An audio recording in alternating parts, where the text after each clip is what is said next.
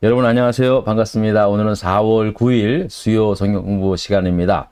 사도행전 속으로 73번째 시간 바로 들어가겠습니다. 자, 오늘부로 이제 사도행전 23장을 마무리하도록 하겠습니다. 너무 이렇게 계속 반복하고 그래서 23장을 거의 5번째 시간을 통해서 5회 시간을 통해서 이제 공부를 하게 되는데요. 아마 좀 여러분들 가운데는 약간 좀 지루한 그런 것을 느낄 수도 있겠지만 계속해서 반복해서 듣고 반복해서 들으면서 사도행전 23장에 이런 이야기였구나 이제 계속 떠오르는 거죠. 그러면 여러분들이 뭐 굳이 무슨 뭐 암송 뭐 이렇게 연구 안 하셔도 계속 듣기만 해도 좀 기억하라는 의미에서 계속해서 반복하고 또 그렇게 말씀을 드리고 있습니다. 그러니까 여러분들 지금까지 잘 따라오셨는데 앞으로 이제 몇 장 안 남았거든요. 이제 거의 다 남았는데 그래도 아마 몇 달은 걸릴 것 같습니다.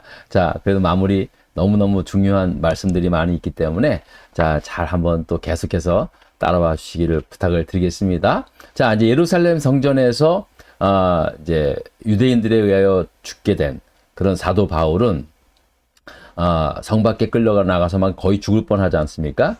다행히 로마 군인들에 의해서 목숨을 건지게 되죠. 그리고 로마 군인의 가장 높은 천부장의 중재에 의해서 이제 유대인들의 자치기관이었던 최고의 자치기관이었던 산헤드린 공회에서 재판을 받도록 그렇게 합니다. 자, 다행히 그 산헤드린을 구성하는 의원들 가운데 상당수가 사도 바울과 같은 바리새인이었어요. 그래서 좀 신앙적으로도 같고 가만히 들어보니까 뭐 도저히 무슨 뭐 죽일 만한 그런 아무런 이유가 없는 거예요. 그래서 이 바리새인 의원들의 도움에 의해서 이제 사도 바울이 겨우 이제 살아나게 되죠. 자, 그런데 이제 더 큰 위험에 이제 놓이게 된 겁니다. 어떤 일이 있었냐면은 무려 40여 명이나 되는 아주 극단 유대주의자들에 의해서 이제 사도 바울이 죽을 위험에 놓이게 된 겁니다. 이들은 서로 동맹을 해서 맹세를 합니다. 우리가 사도 바울을 죽이기 전에는 먹지도 마시지도 않겠다. 와, 얼마나 끔찍합니까? 그런 아주 각오를 가지고 이제 이 사도 바울을 죽이려고 합니다. 여러분, 보통의 사람들도요, 단 한 사람이라도 자기를 죽이려고 진짜 작정하고 덤벼드는 사람 그거 못 이깁니다. 여러분 그렇지 않습니까? 아니 목숨 걸고 하는 일에 대해서 여러분 사람들 그거 잘 못 말립니다. 자, 여러분 9.11 테러 보세요. 그거 몇 명도 안 되잖아요. 10명도 안 되는 그 이슬람 테러 분자들이 말이에요. 어떤 일들을 저지릅니까? 그 수천 명의 사람들을 죽게 하고 말이에요. 그 엄청난 재산 피해, 미국인들 가슴에 그 대못을 박는 아주 그냥 진짜 그런 일을 감행하지 않습니까? 그런데 몇 명도 아니 40명의 그 극단 유대주의자들이 이제 바울을 죽이기 전에는 먹지도 않고 마시지도 않겠다 그러니까 이거 누가 막습니까? 자, 그래서 이들은 어떤 음모를 꾸미냐면요, 일단 대제사장에게 찾아갑니다. 그리고 나서 제사장님, 우리가 바울을 죽이려고 하니까 천부장한테 연락을 해서 어제 재판을 한번 했는데 아직까지 좀 확실하게 우리가 좀 잘 모르는 부분이 있으니까 한 번 더 재판을 하려고 하니까 바울을 데리고 오라고 그렇게 호출을 호출을 해주십시오. 그러면은 우리가 숨어 있다가 바울이 오는 길에 숨어 있다가 탁 그냥 꽉 갑자기 덮쳐가지고 바울을 죽이겠습니다. 이 일을 죽이지 않고, 이 바울을 죽이지 않고는 우리가 먹지도 마시지도 않겠습니다. 그런 이제 계획을 짠 겁니다. 자, 그런데 이 음모를 바울의 조카가 듣게 된 거예요. 알게 된 거예요. 그래서 큰일 난 거죠. 그래서 바로 그 밤중에 바울에게 달려간 거예요. 저녁에.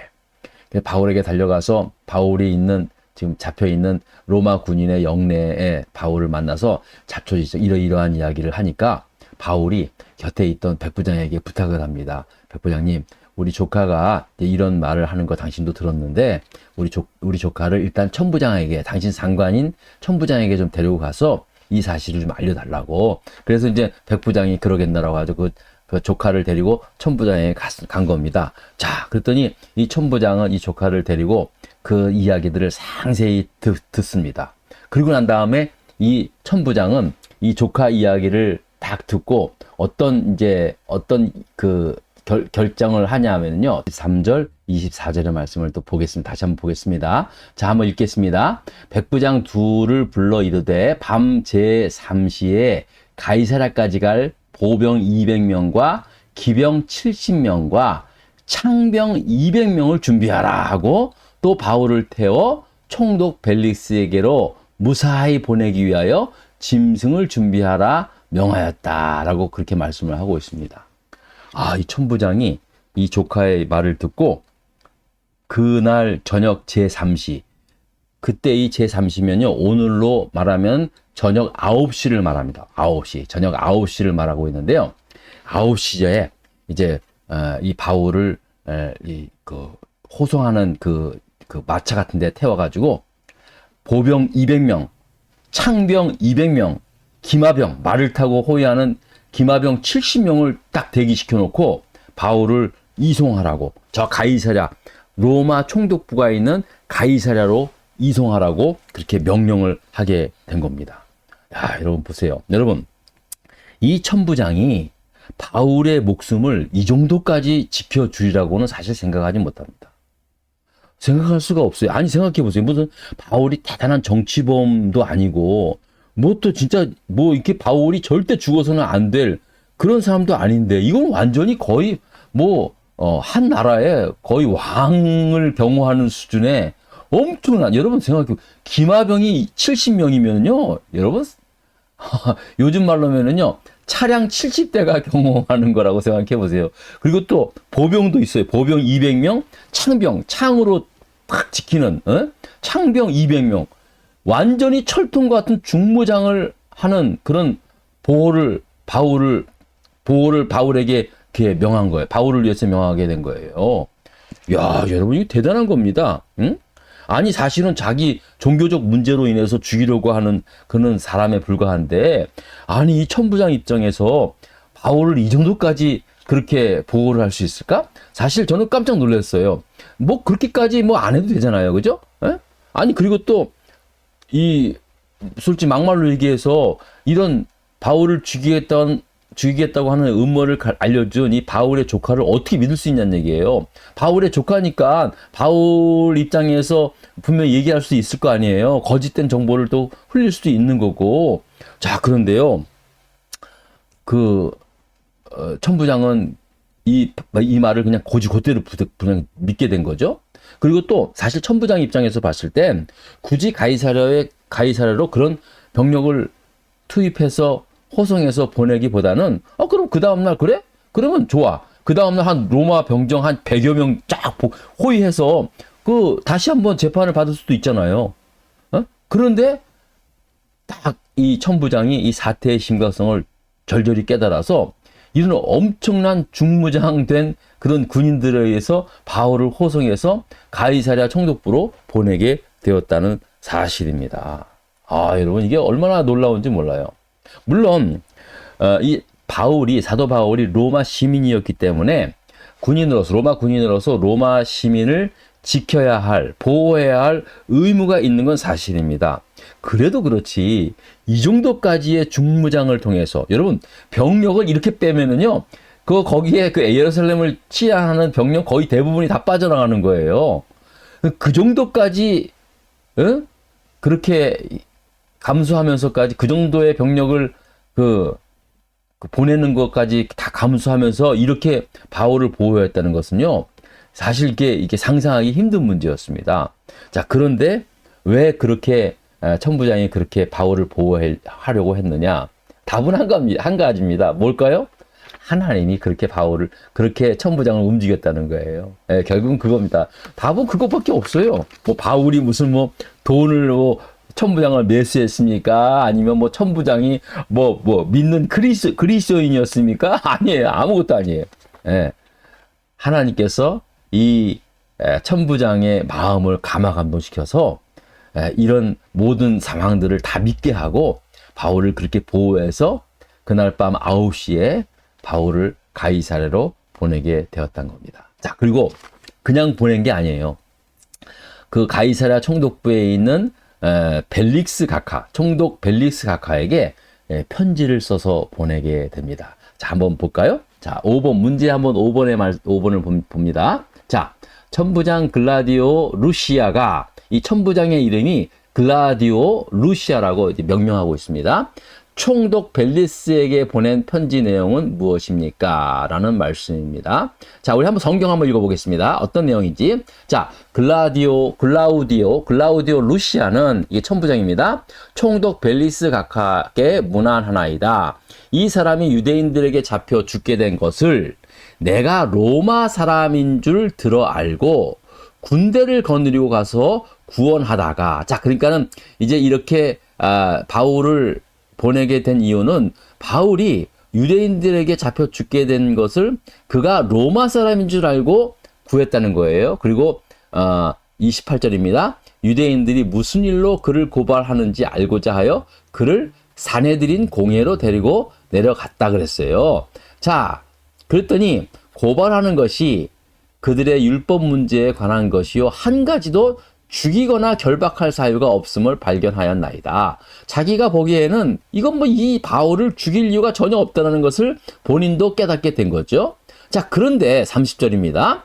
그러나 이 사람을 해하려 하는 관계가 있다고 누가 내게 알려주기로 곧 당신께 보내며 또 고발하는 사람들도 당신 앞에서 그에 대하여 말하라 하였나이다 하더라 라고, 그렇게 이제 편지로 작성을 해가지고 벨릭스 총독에게 보낸 거예요. 자, 그래서 벨릭스 총독에게 보내면서 이제 그 다음에 그들이 음모대로 사람을 보내어서 이제 그 대제사장이 천부장한테 사람 보내가지고 바울을 그 다음날 다시 보내라고 그랬을 거 아닙니까? 그러니까는 천부장이 그런 거예요. 아, 미안하다. 내가 이 바울이라는 사람을 저 총독부, 가이사랴에 있는 총독부로 보냈으니까 당신들 거기 가서 그 앞에, 총독 앞에서 그렇게 당신들 설명을 하라. 그런 식으로 이제 글로 가서 재판을 하라. 이런 식으로 이야기를 했다고 편지에 기록한 것이죠. 예. 자, 그래서 이제 사도 바울은 그 가이사랴 총독부에 그 밤에 이제 호송되어서 가게 되었다는 사실입니다. 자, 그 뒤에 이제 31절서부터 쭉 보면은요, 이제 가이사랴에 들어가서 이제 편지를 총독에게 전해줍니다. 그리고서 총독이 이제 딱 그 편지를 다 읽게 되는 거예요. 그러면서 바울한테 물어보는 거예요. 당신 어디 사람이냐? 그러니까 길리기아 다섯 사람이다. 그렇게 이제 이야기를 하여, 자, 그리고 난 다음에 그래? 그러면 너를 고발한 사람이 이제 내일 올 거니까, 자, 여봐라. 저 부하들에게 말하죠. 그를 헤롯 궁에 있게 하다가 하고, 그 다음날 이제 저 사람을 고발하는 사람이 오면은 다 같이 데리고 오라. 그러면서 이제 그렇게 명령을 합니다. 자, 그러면서 이제 24장이 넘어가는데, 24장은 이제 벨릭스라는 총독 앞에서 또 재판하는 이야기가 계속해서 이어지고 있습니다. 자, 중요한 거 오늘 이제 마무리하면서 말씀드리는 건 이겁니다. 자, 글라우디오 루시아라는 이 천부장의 이름이 나옵니다. 사실 이 천부장의 이름이 이렇게 굳이 이렇게 딱 명시할 필요는 없는 거예요. 그런데 이 사도행전을 기록한 이 의사 누가는요, 그 당시에 옆에서 지켜보면서 이 천부장의 이 글라우디오 루시아라는 이 천부장을 주목하면서, 야, 하나님께서 그의 마음을 감동시키셔서 사도 바울을 이렇게 보호하고, 이렇게 하나님의 손이 그를 통해서, 비록 이방인이었지만, 그리고 로마 군인 천부장이면 사실은 굉장히 그 힘도 있었고, 또 어떻게 보면은 로마 군인이 얼마나 무시무시한 사람들인지 모릅니다. 굉장히 잔혹스럽기도 하지만 했잖아요. 그런데 그럼에도 불구하고 하나님께서 그를 감동시켜서 이 사도 바울을 이렇게 보호하고, 또 끝까지 하나님의 계획대로 로마로까지 보내게 하는 하나님의 계획의 그 하나님의 손길이 이방인이었던 이 글라우디오 루시아라는 천부장에까지도 나타나 임하게 되었다라는 것을 이제 말씀하고 있다는 사실입니다.